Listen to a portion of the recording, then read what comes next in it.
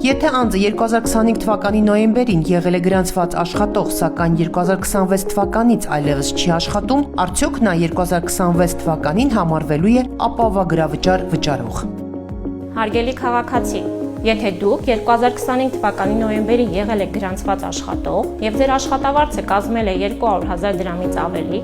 ապա 2026 թվականի հունվարի 1-ից արդեն ստացել եք ապահովագրված անձի կարգավիճակ, միանալով առողջության համընդհանուր ապահովագրության համակարգին։ Սա նշանակում է, որ ամբողջ 2026 թվականի ընթացքում դուք կկարողանաք օգտվել համակարգի հնարավորություններից, նույնիսկ այն դեպքում, եթե նվազել է ձեր աշխատավարձը կամ խզել եք ձեր աշխատանքային պայմանագիրը։ Միևնույն ժամանակ կարևոր է իմանալ, որ 2026 թվականի ընթացքում աշխատավարձի նվազեցման դեպքում գործատուն կշարունակի ձեր աշխատավարձից հաշվարկել եւ վճարել ապահովագրավճար։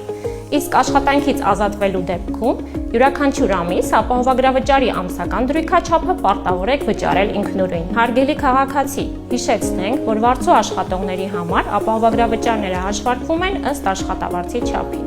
Մինչև 500,000 դրամ աշխատավարձի դեպքում ձեր աշխատավարձից կպահվի 4,800 դրամ, իսկ մնացած 6,000 դրամը կվճարի պետությունը։ 500,000 դրամից ավելի աշխատավարձի դեպքում ձեր աշխատավարձից կպահվի 10,800 դրամ։ Եղեք տեղեկացված։